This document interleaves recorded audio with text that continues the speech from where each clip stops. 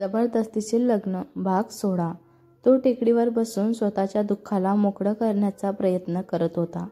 स्वतःला सावरण्याचा प्रयत्न करत होता. पण अश्रू थांबले तरी मन कळवळत होते. आज त्याला बाबांची खूप आठवण येत होती. बाबांच्या आधारांची त्याला खूप जास्त गरज वाटत होती. आज ते असते तर हा दिवसही त्याच्या नशिबात नसताच कदाचित.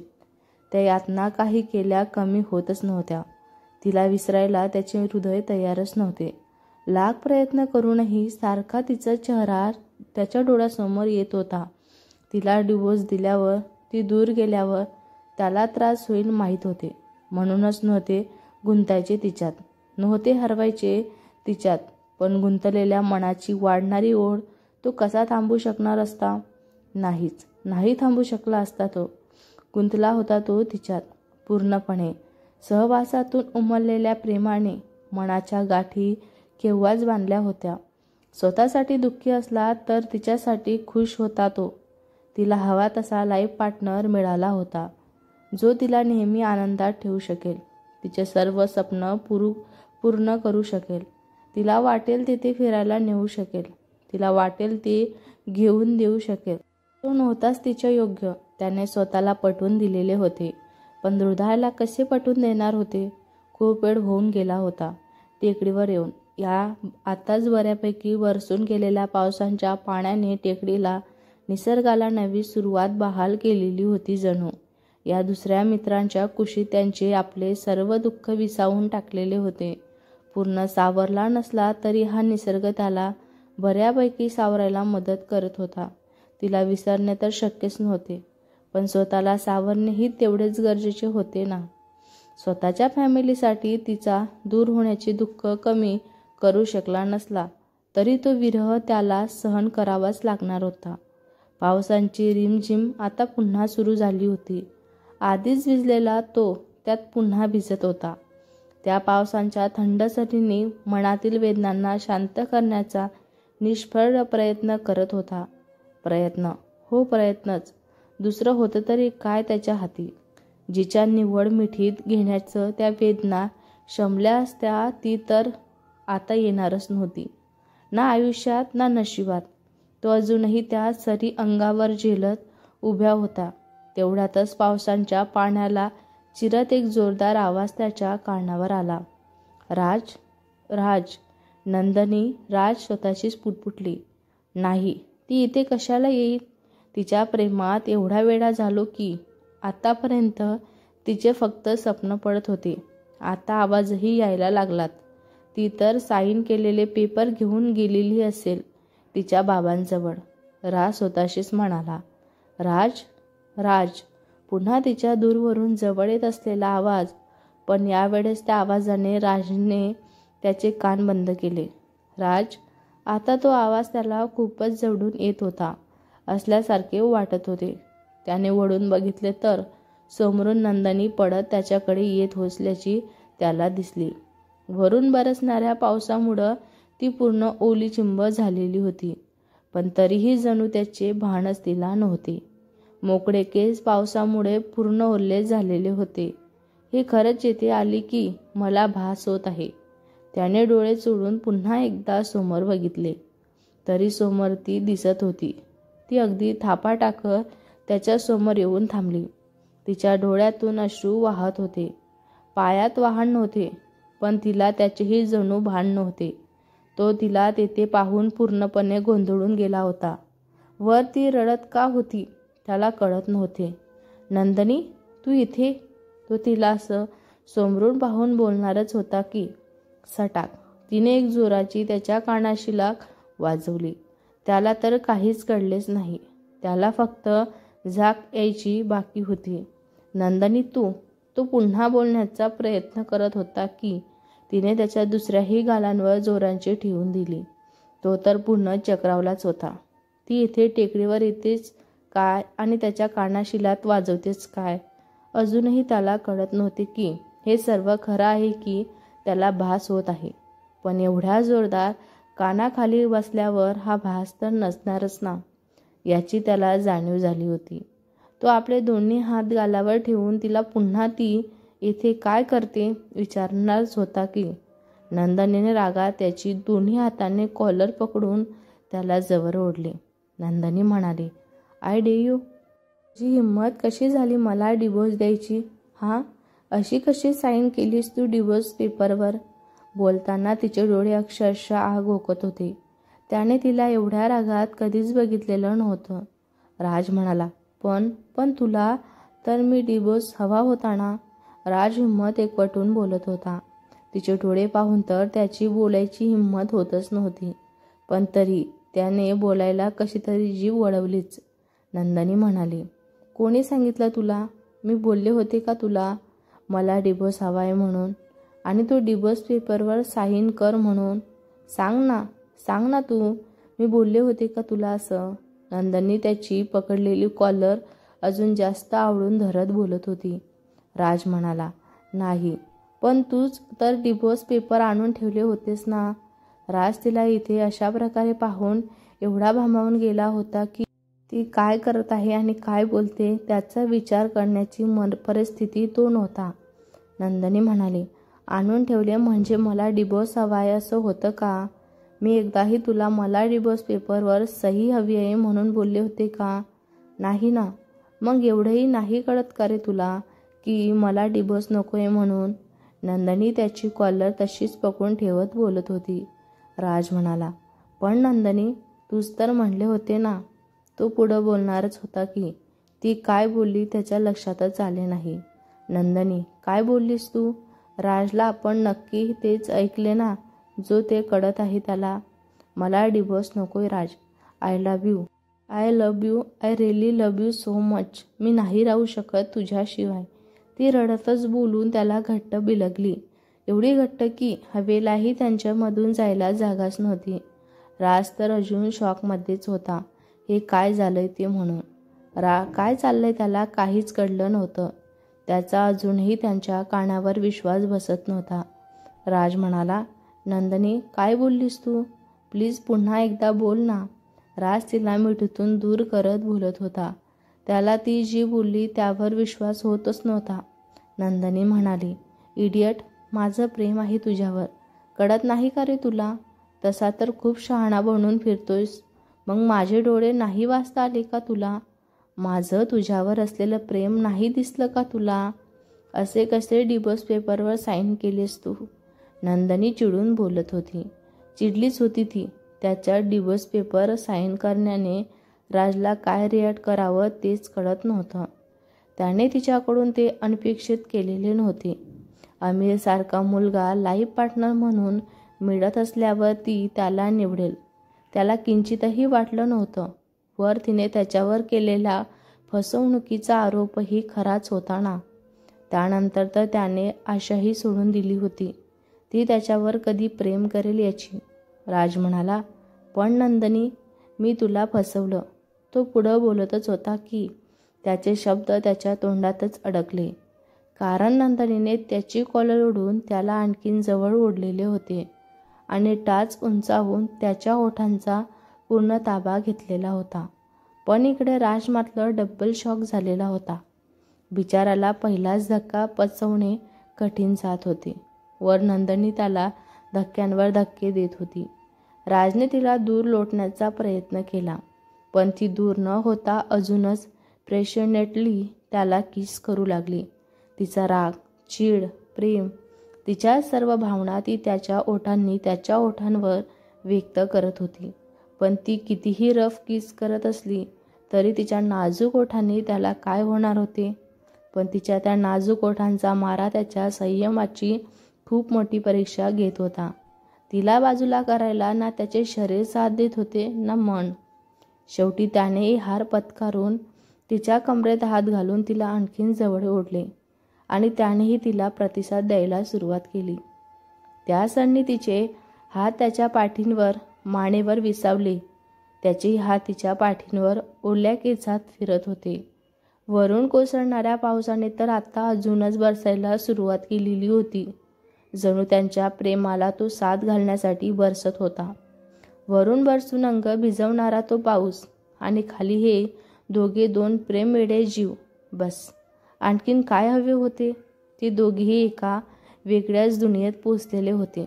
दोघांची आयुष्यातली पहिलीच किस, पहिली हक्कांची मिठी.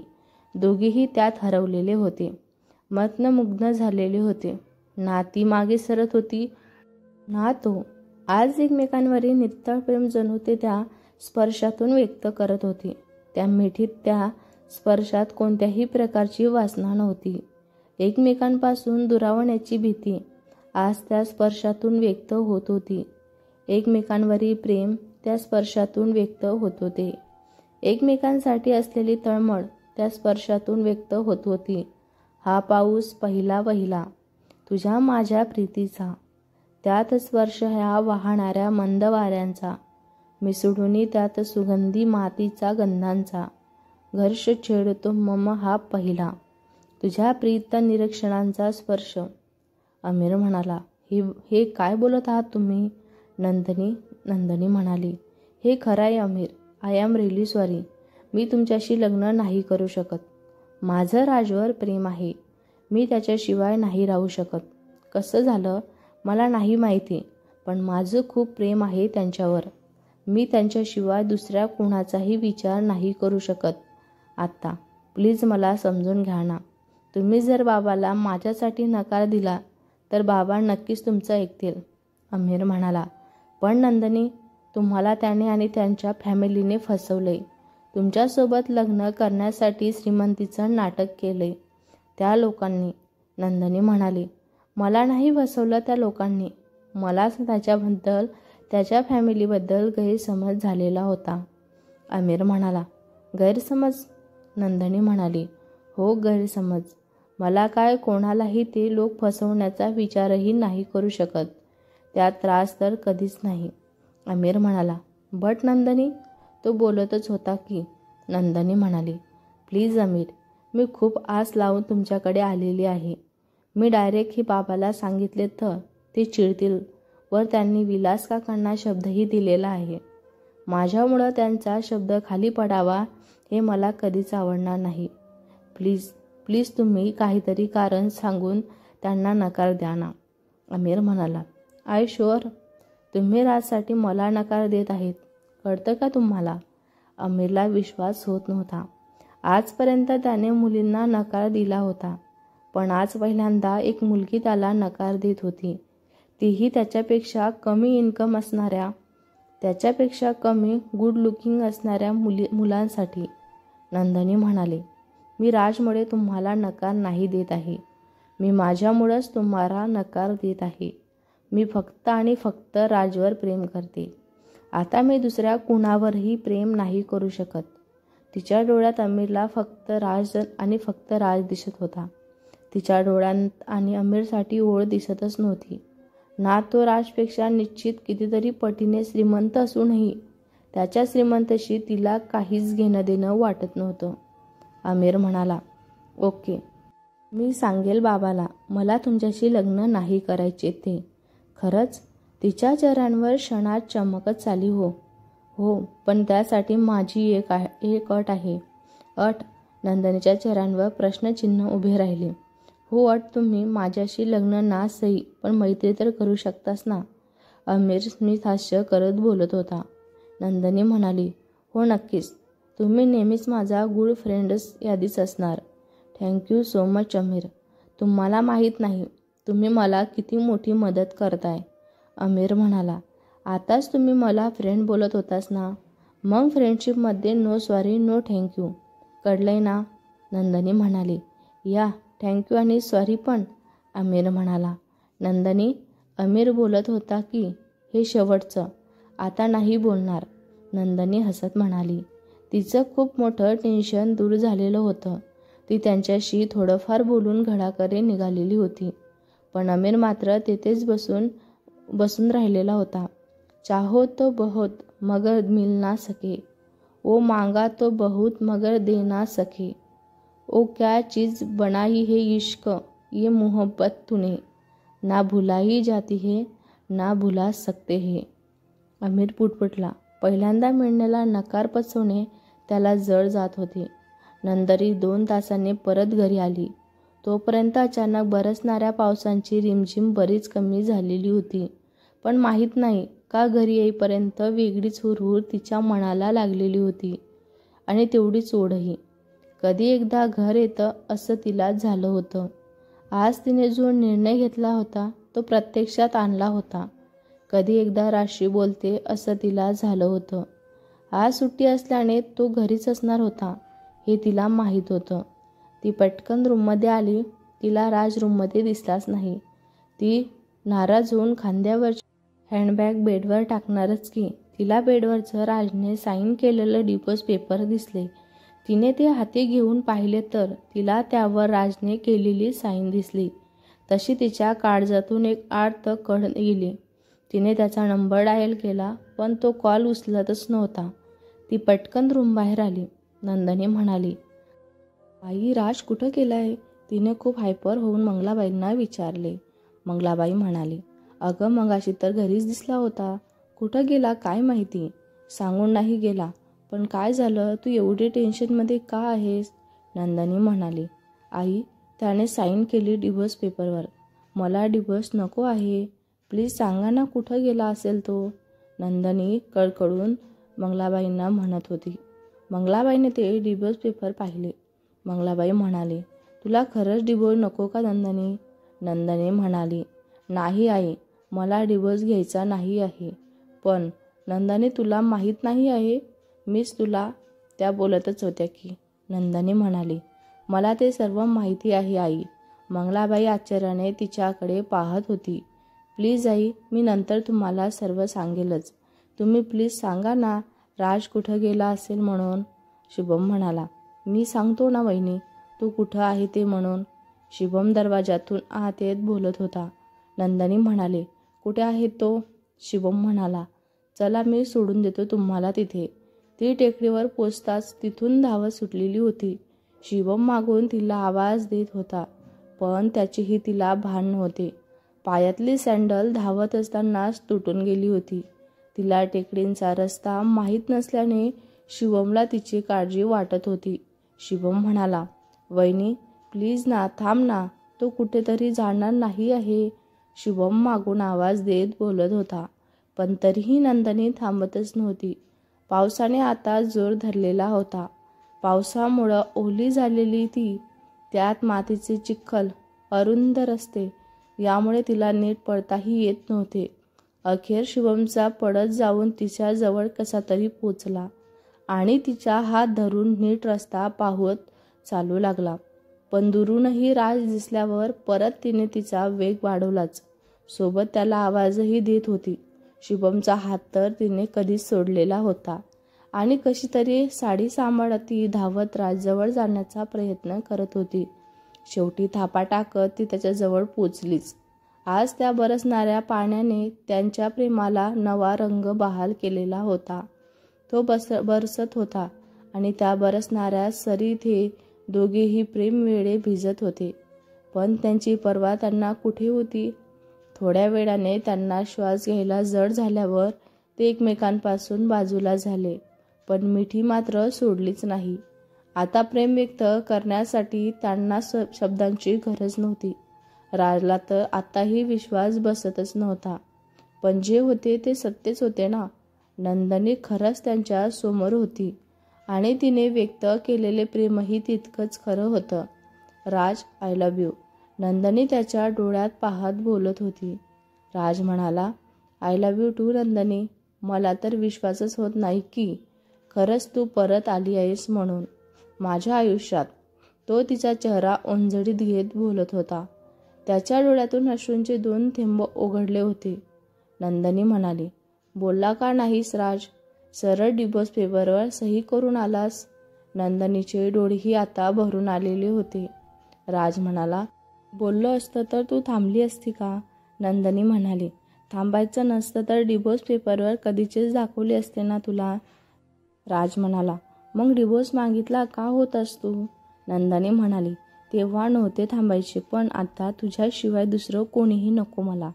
तिचे डोळे अजूनही वाहतच होते. राज म्हणाला, मला वाटलं तू अमीरसोबत नेहमी खुश राहशील म्हणून. तो बोलतच होता की. नंदिनी म्हणाली, तुला का वाटलं असं राज? माझ्या डोळ्यातलं तुझ्यासाठी आले असलेलं प्रेम नाही दिसलं का रे तुला? जे मला तुझ्या डोळ्यात पाहून समजलं ते तुला माझ्या डोळ्यात का दिसलं नाही? राज म्हणाला, दिसलंच ना, दिसलं होतं, पण तू अमीरसाठी होकार दिल्याचं ऐकून मला काहीच कळलं नव्हतं. त्या आईने तुझं माझ्याशी आमचं नसलेली श्रीमंती दाखवून लग्न जुळून होतं. त्यात मीही अप्रत्यक्षपणे भागीदार होतोच ना.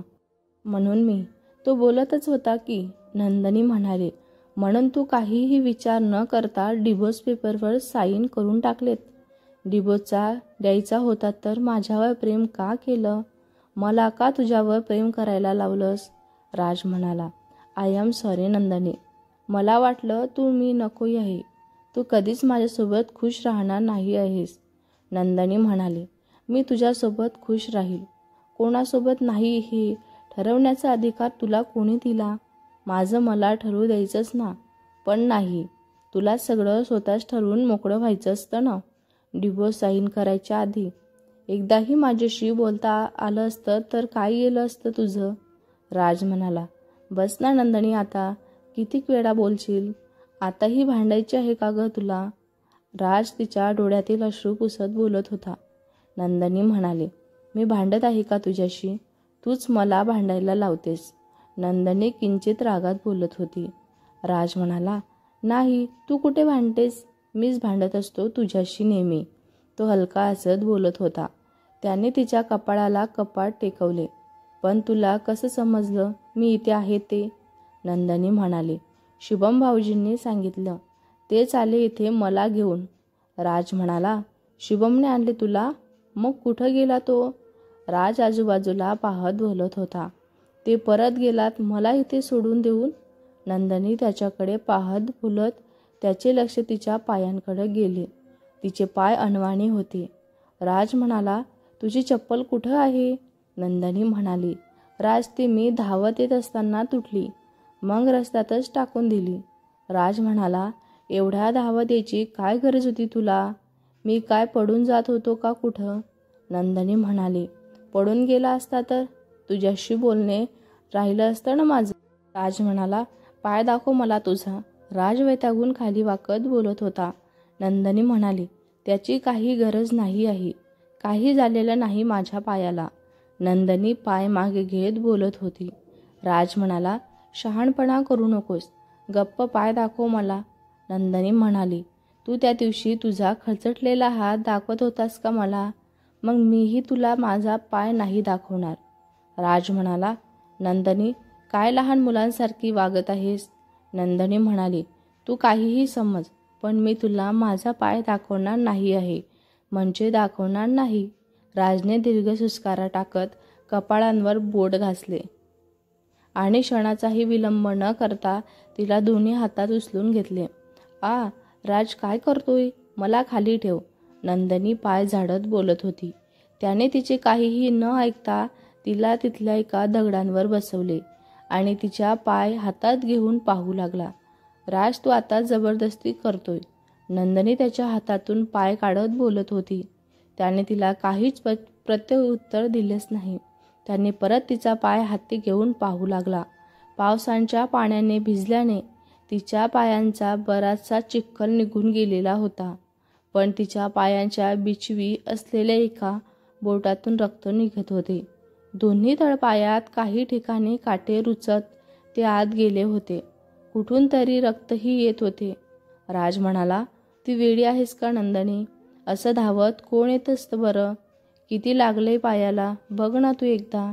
तुला काही कळले की नाही? राज तिच्यावर रागावत बोलत होता. तिचे पाय पाहून त्याला जास्त वेदना होत होत्या. नंदिनी म्हणाली, नाही कळालं मला काही. तुला कोणी सांगितलं होतं का डिवोर्स पेपरवर साईन करून ठेवायला? देवदास बनून इथे रडत बसायला? राज म्हणाला, मी रडत नव्हतो बसलो. राज तिच्या पायात रक्त रुमालाने साफ करत बोलत होता. नंदिनी म्हणाली, मग काय माझ्या विहारात पार्टी करत होतास की काय? राज म्हणाला, तू जरा गप्प बसतेस का? नंदिनी म्हणाले, आणखीन मलाच गप्प बसव तू.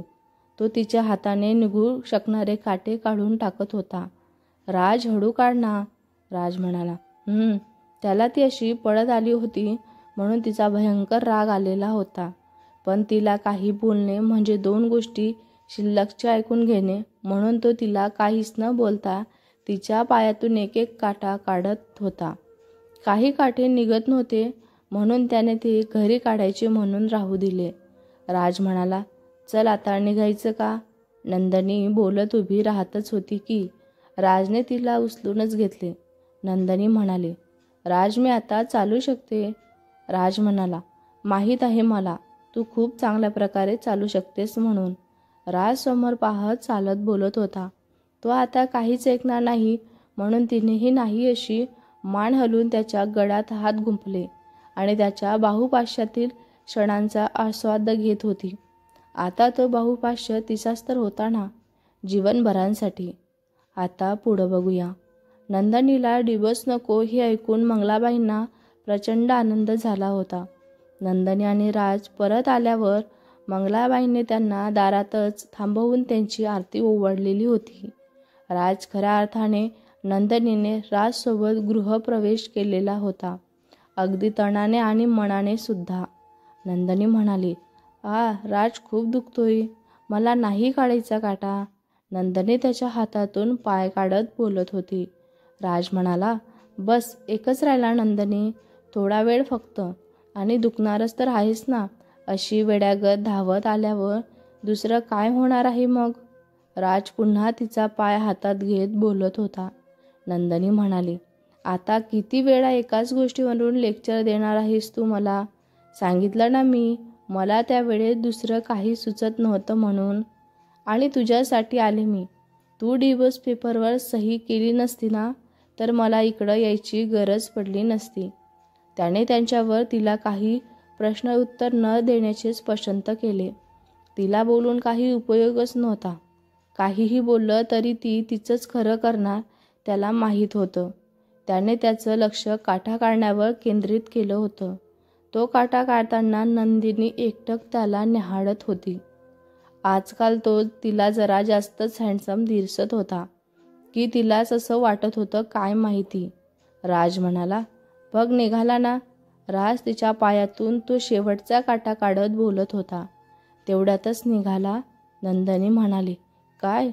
नंदिनी म्हणाली, म्हणजे बरं झालं लवकर निघाला. मला आता आवरून निघायलाच हवं, नाहीतर आणखीन उशीर होईल जायला.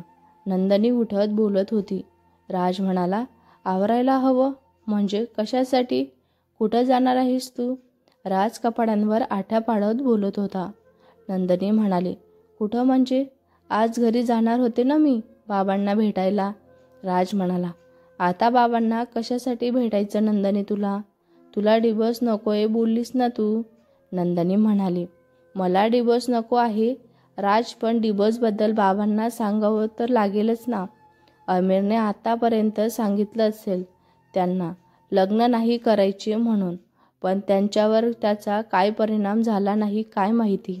मला त्यांना एकदा भेटून सर्व सांगायचंच आहे ना, नाहीतर ते उगीच नको तो विचार करत बसतील. राज म्हणाला, आजच जायचं का गं तुला नंदिनी? उद्या जा ना प्लीज, आपण दोघी मिळून त्यांना सांगू ना. नंदिनी म्हणाली, नको ना राज, मी सांगेन त्यांना जे काही सांगायचं ते. तुला पाहून त्यांचा आणखीन काही गैरसमज व्हायला नको ना. राज म्हणाला, आता कसला गैरसमज? त्यांना सांगू ना आपण, आपलं एकमेकांवर प्रेम आहे आणि आता आपल्याला डिवोर्स नको आहे म्हणून. नंदिनी म्हणाली, ते तर मी सांगणारच आहे राज, पण ते असे डायरेक्ट नाही सांगू शकत ना. बाबांनी आपला डिवोर्स होईल म्हणून माझं आमिरसोबत लग्न जुळवलं होतं आणि आमिरनी बाबाला माझ्यासोबत लग्न नाही करायचे म्हणून सांगितले असेल. बाबांचा नंतर फोनही नाही आला राज. ते सध्या काय विचार करत असतील काय माहिती. त्यात त्यांची तब्येतही व्यवस्थित नसते. ते या गोष्टीला कसे घेतील सांगता येत नाही ना. मला आधी त्यांचं नीट ऐकून बोलावं लागेल ना त्यांच्यासोबत. राज म्हणाला, बरं नाही येत मी, पण प्लीज आज जाऊ नकोस ना. आज तर तू मला प्रॉमिस दिले ना आपण एकमेकांना वेळ द्यायचा म्हणून. नंदिनी म्हणाली, मला कळतंय राज, मला सुद्धा नाही जावंसं वाटत आहे, पण जायला हवं ना. एकदा त्यांच्याशी बोलून घेतलं तर मला त्यांची काळजी वाटणार नाही ना. राज म्हणाला, बरं जा, पण मी सोडून देईल तुला. आणि प्लीज शक्य झाल्यास आजच परत येशील. राज लहान मुलांसारखा हट्ट करत बोलत होता. नंदिनी म्हणाली, राज आजच कशी परत येऊ मी बरं? आधीच उशीर होईल निघायला. अंधार पडल्यावर बाबा येऊ देणार नाहीत मला. राज म्हणाला, मी येईल ना तुला घ्यायला. नंदिनी म्हणाली, राज प्लीज. राज म्हणाला, ठीक आहे, पण मग थोड्या वेळाने जा ना राज. राज म्हणाला, ती बोलतच होती की. प्लीज ना नंदिनी. राज बारीक तोंड करत बोलत होते. नंदिनी म्हणाली, बरं ठीक आहे नवरोबा, तुम्ही म्हणताय तसंच होईल. नंदिनी गालात हसत त्याच्या गळ्यात हात गुंफत बोलत होती. राज म्हणाला, आता हे काय नवीन आहे? राजनेही गालात हसत तिच्या जवळ सरकत विचारले. नंदिनी म्हणाली, का नाही बोलायचे का? पण आमच्याकडे नवऱ्याला असेच बोलतात. नंदिनी मुद्दाम बोलत होती. राज म्हणाला, अच्छा, मग या नवऱ्याला त्याच्या बायकोकडून आता काहीतरी पाहिजे. राज आणखीन तिच्या जवळ सरकत हळू आवाजात तिला बोलत होता. तसा नंदिनीचा श्वास घशातच अडकला. नंदिनी म्हणाली, काय पाहिजे तुला? नंदिनी अडखळत राजला विचारत होती. मला टेकडीवर जे दिले होते ते. राज तिच्या चेहऱ्यावर चेहरा नेत बोलत होता. नंदिनी म्हणाली, राज आगाऊपणा करू नकोस. राज म्हणाला, अच्छा, आता हा आगाऊपणा झाला का? टेकडीवर तर माझ्या परमिशन शिवायच मला किस केलंय, तेव्हा ते काय होतं मग? राज अजूनही हळूवार बोलत होता, जे नंदिनीला अजूनच अस्वस्थ करत होते. त्याचा चेहरा अगदी तिच्या चेहऱ्यावर होत होता. नंदिनी म्हणाली, राज. नंदिनी म्हणाली, राज. त्याचा श्वास तिच्या चेहऱ्यावर आदळत होता आणि त्यामुळे तिच्या अंगभर शहारा येत होता. ती अजूनही अस्वस्थ होऊ लागली होती. तिला बोलायचंही कळत नव्हते. राज म्हणाला, बोल ना. नंदिनी म्हणाली, तू असा जवळ येऊ नकोस ना. नंदिनीची धडधड वाढलेली होती. राज म्हणाला, का? राजला तिच्या चेहऱ्यावरची अस्वस्थता साफ दिसत होती, ज्यामुळे त्याला तिला सतावताना अजूनच मजा येत होती. नंदिनी म्हणाली, राज दूर हो ना पटकन, नाहीतर मी आत्ताच घरी जाईल आणि मी 2-3 दिवस परत येणारच नाही. कळलं का तुला? नंदिनीने तिचं अस्त्र काढलंच तसा तो पटकन तिच्यापासून दूर झाला. राज म्हणाला, काय नंदिनी, तू पण प्रेम एक्सेप्ट केलं, पण तरी साधं किससुद्धा देत नाहीस तू मला. राज हसून बोलत होता. नंदिनी म्हणाली, ते सगळं नंतर, मला वेळ हवाय त्यासाठी. राज मनातच म्हणाला, घे ना वेळ. आधी प्रेमात पाडायला एवढा वेळ घेतलास, आता त्यासाठीही निवांत वेळ घे. मी होतो म्हातारा तोपर्यंत. राज बेडवर उठत पुटपुटला. नंदिनी म्हणाली, काय पुटपुटतो आहेस तू? नंदिनी त्याला त्याचे पुटपुटणे नीट ऐकू आले नाही. राज म्हणाला, काही नाही, बस असंच सहज काहीतरी आपलं. नंदिनी म्हणाली, ठीक आहे, आता तू रूमच्या बाहेर जा, मला चेंज करायचं आहे. नंदिनीही बेडवरून उठत बोलत होती. राज म्हणाला, आताच तर चेंज केलं होतं ना, किती वेळा चेंज करणार आहेस तू नंदिनी? नंदिनी म्हणाले, राज हे घरचे कपडे आहेत ना, अशा ड्रेसवर घरी जाऊ का मी? राज म्हणाला, किती घाई झाली घरी जायचीला. एवढी घाई मला प्रपोज करायची केली असती तर आतापर्यंत आपण आपला तो बोलतच होता की. नंदिनी म्हणाली, राज. राज म्हणाला, जातो. राज बोलून रूमच्या बाहेर निघून गेला. राधेश्यामराव म्हणाले, प्रेमात आंधळी झाली आहेस नंदिनी तू.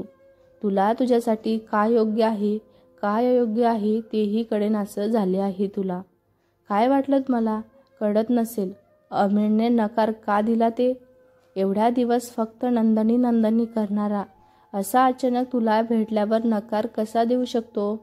मला तर आधीच वाटत होतं तू राजमध्ये गुंतत आहे, म्हणून तर डिबोची घाई करत होतो ना मी.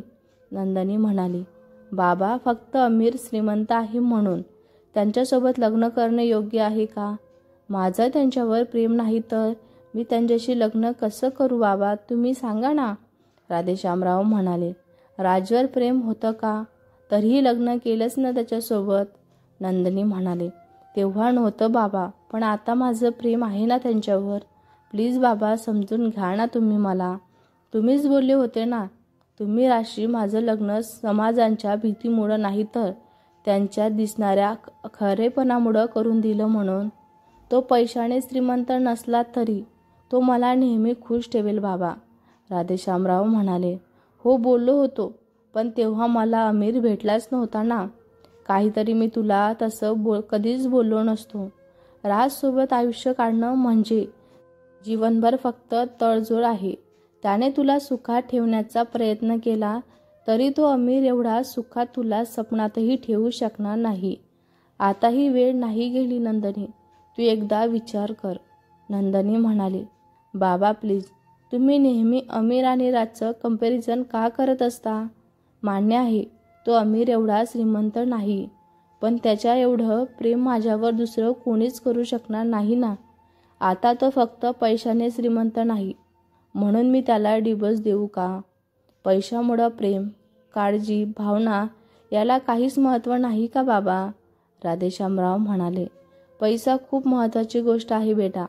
नंदनी, मी तुला आत्ताच कळणार नाही, कारण आता तू राजच्या प्रेमात आंधळी झाली आहेस ना. पण एक दिवस तुला त्याची नक्कीच जाणीव होईल आणि राजला स्वीकारून तू किती मोठी चूक केलेली आहे तेही तुला कळेलच. नंदनी म्हणाली, बाबा तुम्ही असा कसा विचार करू शकता? तुम्हाला माझी काळजी वाटते, मला कळते, पण तुम्ही पैशामुळं कोणाला कमी लेखू नाही शकत ना. नंदनी डोळ्यात पाणी आणत बोलत होती. बाबांचा एखाद्या विषयाचा दृष्टिकोन ती पहिल्यांदा पाहत होती.